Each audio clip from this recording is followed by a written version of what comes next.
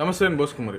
పవన్ కళ్యాణ్ గారు ఇప్పటికి నేను ఇంతకుముందు కొన్ని కొన్ని 2-3 వీడియోస్ చేశాను అనుకుంటాను. అది ఏంటంటే పవన్ కళ్యాణ్ గారు ఎవరిని కూడా ఉపేక్షించరు.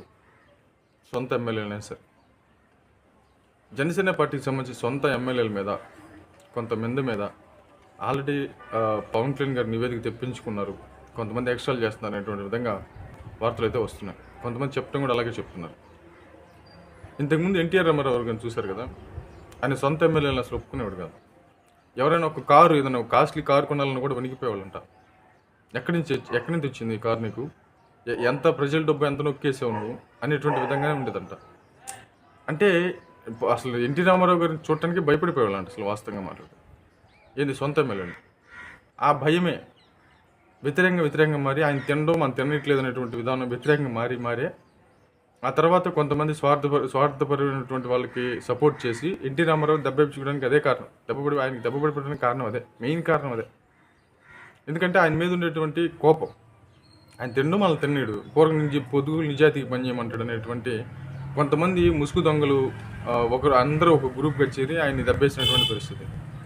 ఇది అందరికీ తెలిసినటువంటి విషయమే. దీనికి ఎవరు సహకరించలేదు. కానీ ఎన్టీ రామారావు గారు లాస్ట్లో తీసుకున్నటువంటి డెసిషన్స్ కొన్ని రాంగ్ అయిన డెసిషన్స్. బట్ ఆయన ఎందుకు ఆ టైంలో అంటే ఆయన సిచ్యువేషన్ ఆయనది. అంటే ఎవరు ఆయన పట్టించుకోకపోతే వేరే వాళ్ళు కొంచెం ఆసరా చూపిస్తే ఆయనకి ఆ ఆసరా నచ్చింది. అది ఎవరు తప్పట్లేదు, ఆయన వ్యక్తిగత విషయం. దానికి కొంతమంది కొన్ని శక్తులు కలిసి ఆయన్ని ప్రాబ్లం క్రియేట్ చేసినటువంటి పరిస్థితులు అయితే ఉన్నాయి.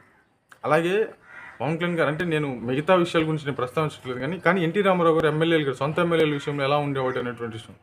ఆయనకి కానీ ఏదైనా ప్రాబ్లం జరిగితే మొత్తం అసలు క్యాబినెట్ రద్దు చేసి మళ్ళీ ఎలక్షన్స్కి వెళ్ళిపోయేవాడు. ఎవరన్నా ఉంటే వెంటనే వాళ్ళని తీసేసేవాడు, పార్టీ నుంచి తీసేసేవాడు, సస్పెండ్ చేసేవాడు.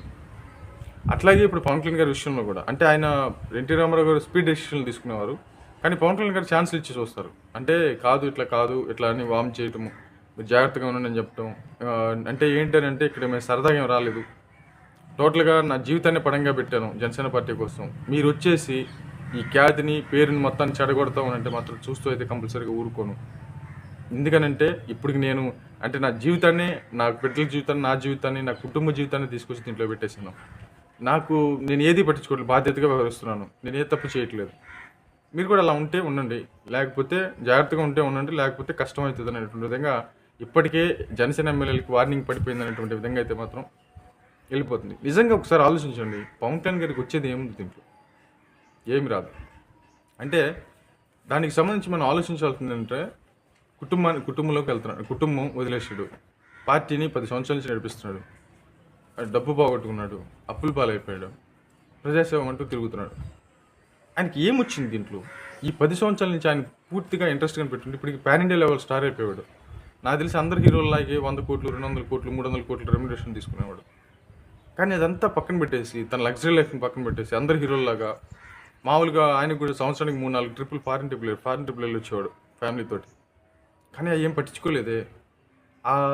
ఒక రకంగా చెప్పాలంటే ఆ నేల మీద పడుకోవటమే ఆయనకి నచ్చింది, ఆ చెట్టు కింద కూర్చొని భోంచేయటమే ఆయనకి నచ్చింది, ప్రజల సమస్యలు తెలుసుకోవటమే నచ్చింది, 5 కిలోమీటర్ల బురదలో నడవటమే ఆయనకి నచ్చుతుంది.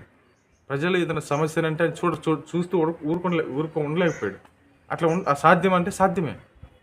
మనకి ఏదైనా ఒక సంఘటన చూసినప్పుడు మనసు చెల్లించిపోతుంది, ఏదైనా సాయం చేయాలనిపిస్తూ ఉంటుంది.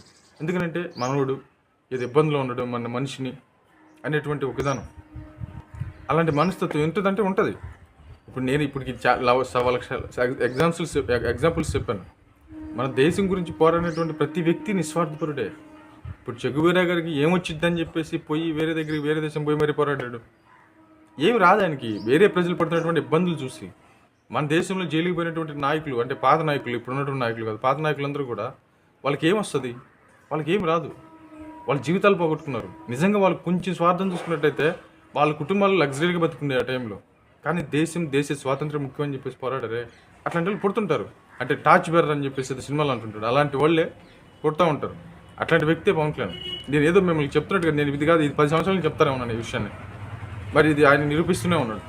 కాబట్టి ఆయనకి అవసరమైనటువంటి విధానం. కానీ ఎందుకనంటే కొంతమందిని పుట్టిస్తాడు దేవుడు అలాగా. మరి ఆయన సరదాగా కాదు కదా, ఎన్నో నష్టాలు వర్తించి ప్లాన్ చేసుకొని ఎంత దూరం తీసుకొచ్చాడు.